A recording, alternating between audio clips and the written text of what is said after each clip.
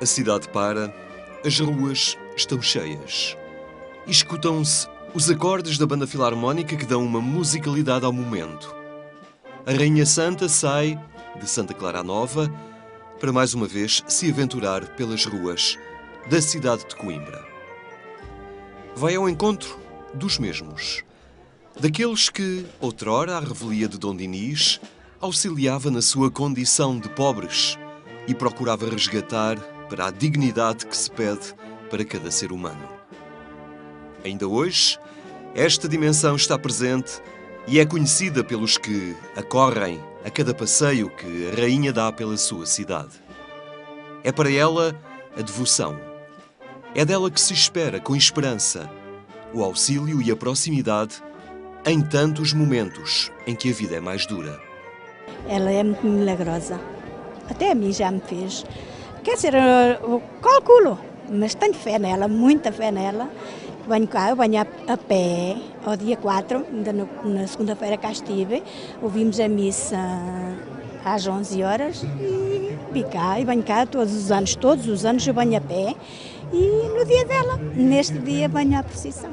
Há 2 anos vi ver a procissão e gostei muito dos fatos que as crianças traziam e então decidi este ano pedir para vir de Rainha Santa. Mas há alguma razão especial, só porque gostaste? Só porque amo a minha cidade e apesar de não sermos a capital, somos uma cidade com muita história e com muito amor à Santa e à padroeira que temos. Porquê é que vieste a esta peregrinação da Rainha Santa? Para agradecer o meu ano e o ano passado já que não houve procissão.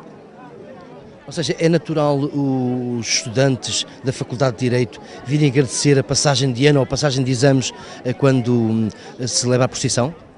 Não sei se é normal, para mim é, outros, já vi colegas meus por aqui, por isso suponho que venham com a mesma intenção, mas isso depende da fé de cada um, não sei se é normal, mas... É devota da Rainha Santa Isabel? Sim. Santa Isabel de Portugal foi, na sua época, um exemplo de entrega e doação. Mesmo sendo rainha, não esquece os simples e os frágeis. Belo exemplo de ligação ao povo, que deveria ser assumido por cada político que hoje nos governa. Neste país, que deixou a monarquia, mas onde o apelo dos frágeis permanece. Se calhar mais do que nunca, quando precisamos realmente na nossa sociedade voltar a ponderar bem a nossa hierarquia de valores, acho que tem uma mensagem muitíssimo importante e muitíssimo atual nos dias que correm. Pelos gestos de bondade, de caridade, tão necessários nos dias que correm, onde impera muitas vezes o individualismo e o vale tudo por tudo, portanto acho que tem uma mensagem bastante atual. Sim, porque agora as pessoas não são tão bondosas e veem mal em tudo e ela era uma pessoa bondosa e gostava de ajudar os pobres.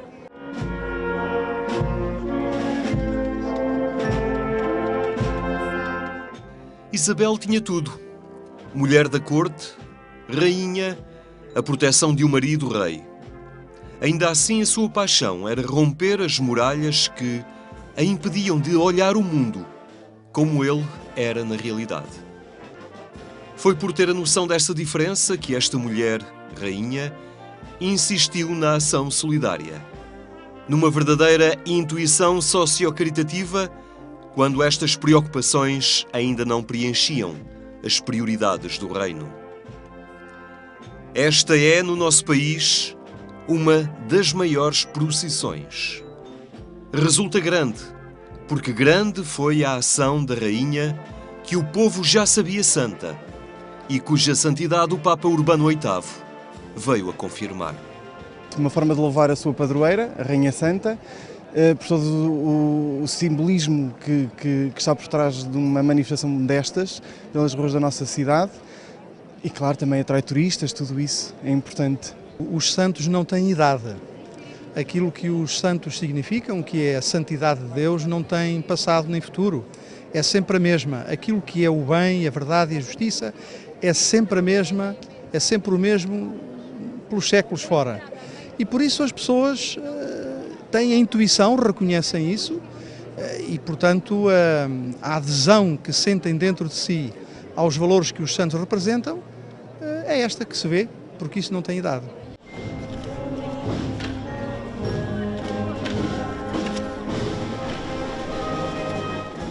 Este ano Coimbra faz festa à sua Rainha Santa e com alegria redobrada pelos 500 anos que se cumprem sobre a sua beatificação em 1516 pelo Papa Leão X.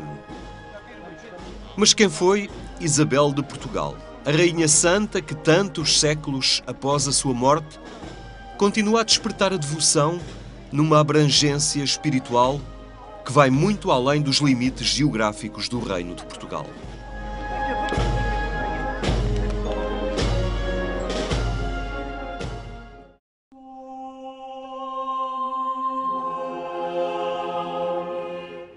Coimbra é do Mondego. É a cidade da cultura por ter acolhido a primeira universidade. E não sendo a única por onde passou e viveu a Rainha Santa Isabel, é a que mais ficou associada à sua memória e que mais locais nos apresenta ligados a esta figura da nossa história e da nossa identidade cristã.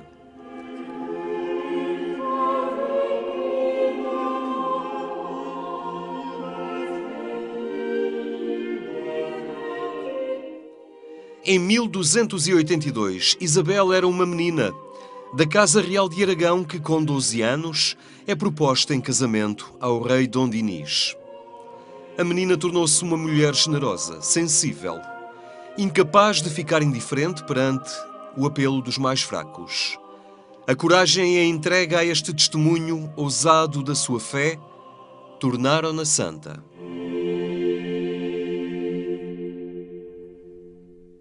A Rainha Santa Isabel foi uma princesa nascida em Aragão no ano de 1270, muito pretendida por várias cortes europeias, e Dom Dinis conseguiu que, enfim, ela lhe fosse cometida como esposa no ano em que ela fez 12 anos, atingiu a maioridade para a época. Portanto, em 1282 foi recebida em Portugal. As bodas até se realizaram em Trancoso, porque ela entrou pelo norte do país. Realizaram-se em Trancoso em 24 de junho de 1282 e depois seguiu ao longo da Beira até Coimbra, onde foi recebida e onde se estabeleceu a sua residência. Aliás, ela depois, um pouco ao longo da sua vida, viveu em várias cidades, em Leiria, Santarém, etc.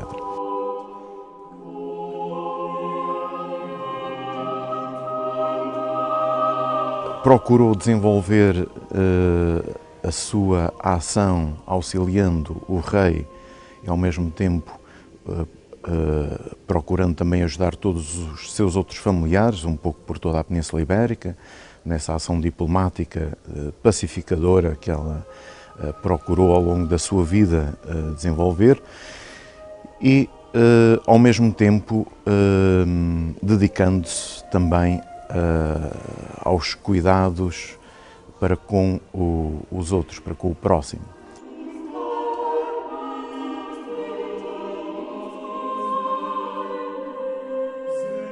Junto ao rio Mondego, cujas águas teimam em entrar periodicamente no seu interior, encontramos o mosteiro de Santa Clara a Velha. Foi aqui que a Rainha Santa Isabel se recolheu após a morte do seu marido, o rei Dom Dinis. Mas o mosteiro de Clarissas haveria de renascer maior e mais acima, para fugir aos aumentos de caudal do Mondego e poder oferecer maiores comodidades às religiosas clarissas.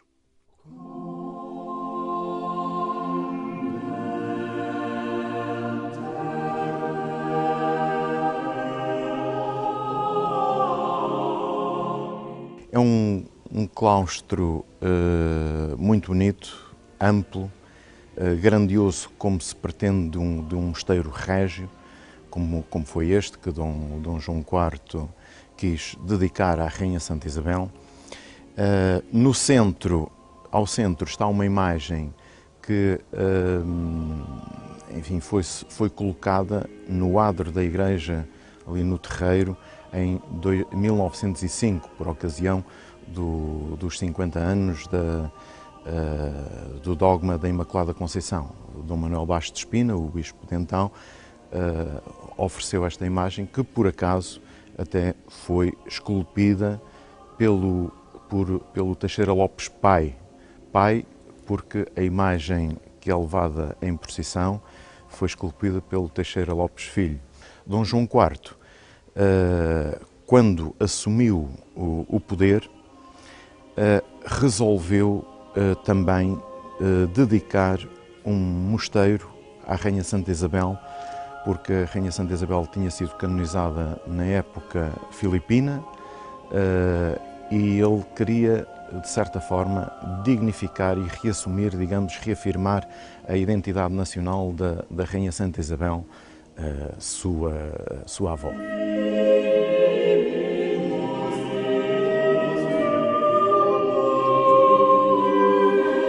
Era uma comunidade clarissa muito grande, muito ampla, porque, sendo um dos principais mosteiros régios, acolhia aqui clarissas da mais alta nobreza de Portugal. Portanto, muitas das clarissas que aqui professavam e que aqui frequentavam estes espaços eram filhas de príncipes, de muitos dos nobres portugueses e até de reis.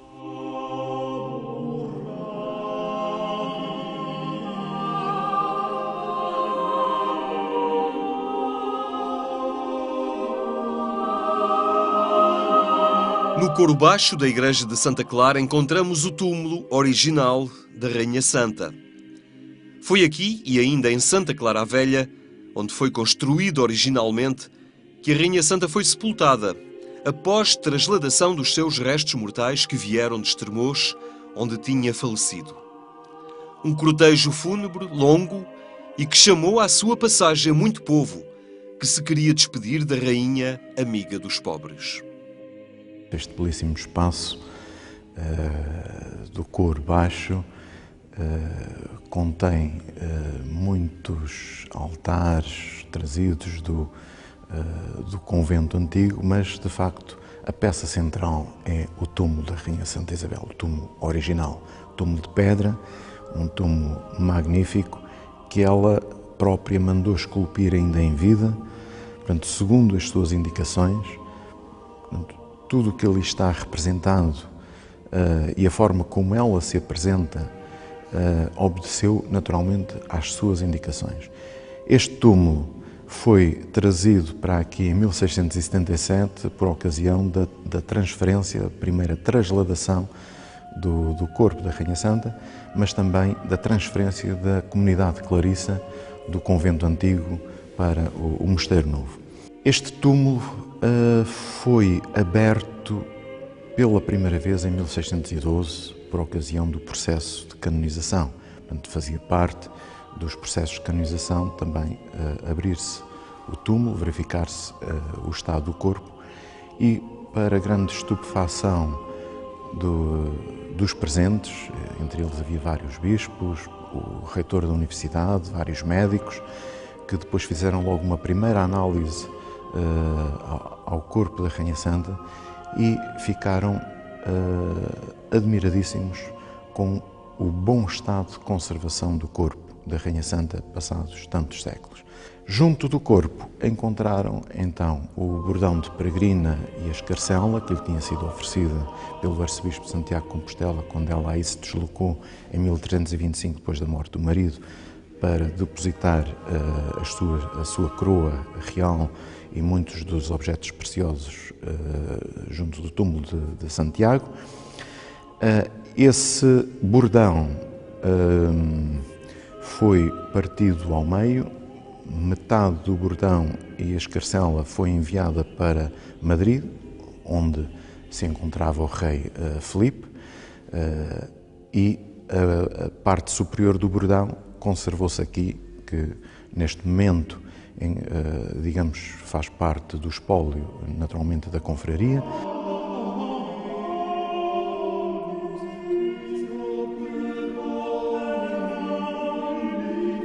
Os mais humildes e carenciados motivaram sempre a rainha a criar instituições que pudessem ser auxílio para estes que estavam à margem, excluídos pela doença ou pela pobreza. Da sua ação solidária nasceram hospitais, albergues, instituições de caridade. Uma preocupação com o próximo que alicerçava na fé, na devoção que tinha e nos gestos que fazia, ao ponto de ainda hoje o povo evocar acontecimentos milagrosos que lhe são atribuídos. Uma das grandes devoções também dela era a devoção ao Divino Espírito Santo, digamos, esta ideia joaquimita de uma época, a terceira idade, a idade do Espírito, depois de termos a idade do Pai e a idade do Filho, em que seria uma época de ouro, de harmonia, de paz, de convivência fraterna entre os homens. E ela abraçou essa ideia que foi difundida também pelos franciscanos, e quando esteve exilada em Alenquer, uma das coisas que ela procurou fazer em Alenquer foi mandar construir uma igreja dedicada ao Divino Espírito Santo. Como estava exilada, estava pelo marido, no âmbito daquelas guerras entre o marido e o filho, não tinha grandes proventos. Para pagar aos operários, pagou com uma rosa. Enfim, os operários receberam-na com muito respeito, colocaram-na de lado. Ao fim do dia, quando iam regressar a casa, foram pela rosa e encontraram, em vez da rosa, um dobrão de ouro que pagava largamente os seus trabalhos. O mais conhecido, de facto, é aquele em que ela é surpreendida pelo rei Dom Dinis nas suas ações caritativas de distribuição de bens, de rendimentos aos pobres, aos mais carenciados. E, enfim, segundo reza a lenda, enfim, ela, surpreendida, terá dito que eram rosas, porque para ela, de facto, eram rosas que estava a oferecer aos pobres. Em todo o caso, é uma lenda que espelha a dedicação aos mais carenciados que ela procurou promover ao longo da sua vida, e talvez tenha origem também num facto de ela, em 1331, 33, numa época de grande fome, as colheitas foram más, houve grande fome, muita gente que morreu, e ela vendeu a maior parte das suas joias para mandar vir trigo do estrangeiro para poder distribuir aos pobres.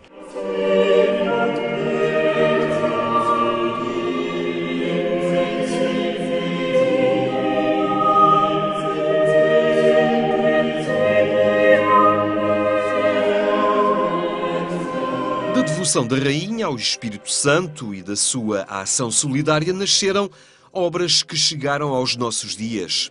É o caso de uma casa em Torres Novas que acolhia raparigas pobres e que atualmente se chama Casa de Formação Cristã, mas antes tinha por nome Refúgio da Rainha Santa Isabel. O primeiro assistente espiritual dessa Casa de Formação Cristã, do Refúgio da Rainha Santa, foi justamente o famoso Padre Américo. E a doutora Manuela Carvalhão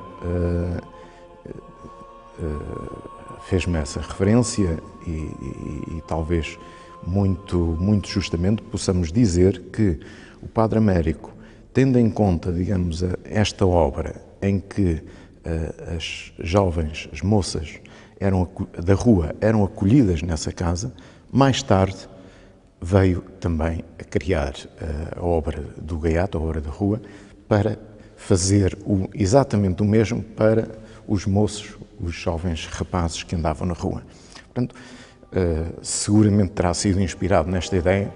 Portanto, a Rainha Santa, ainda nos dias de hoje, continua a inspirar, direta ou indiretamente, muitas das boas obras que nós fazemos nos nossos dias.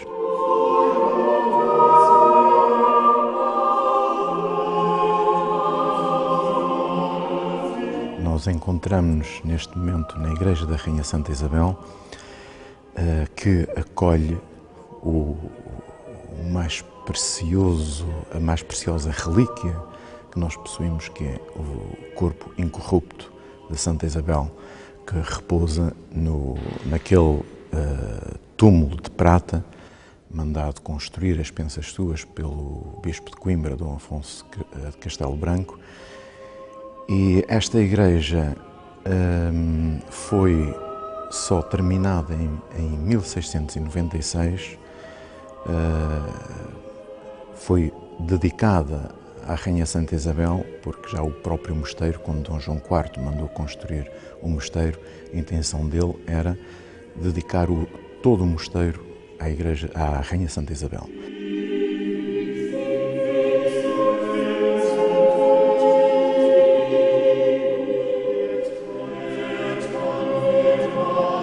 Mas nas procissões é esta imagem que sai à rua.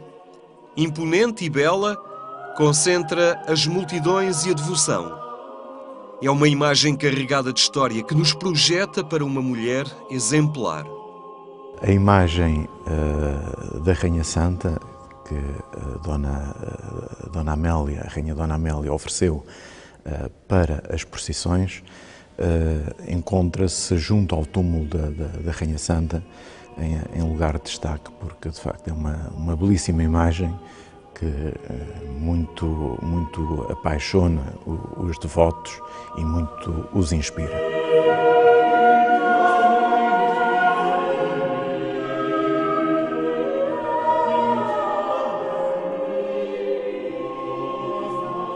No momento em que se cumprem 500 anos da sua beatificação, ela que seria depois canonizada pelo Papa Urbano VIII, é possível observar alguns objetos pessoais que nos transportam para a proximidade desta Rainha Santa.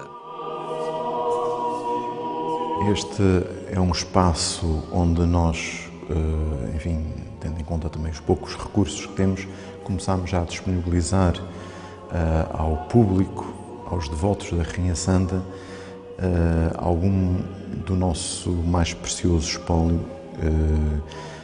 Algumas destas peças já estiveram em exposições internacionais, portanto, fora do país, e demos-lhe o nome de tesouros espirituais, não só por as peças estarem relacionadas também com o culto à Rainha Santa, mas também porque nós temos aqui algumas das nossas mais preciosas relíquias, naturalmente, além do corpo da Rainha Santa, na igreja, há aqui algumas das relíquias que são mais apreciadas também pelo público em geral, designadamente o bordão da Rainha Santa, o famoso bordão, que lhe foi oferecido pelo arcebispo de Santiago de Compostela, as mortalhas originais da Rainha Santa, ou pelo menos o que resta delas, porque ao longo dos anos foram sendo feitas relíquias.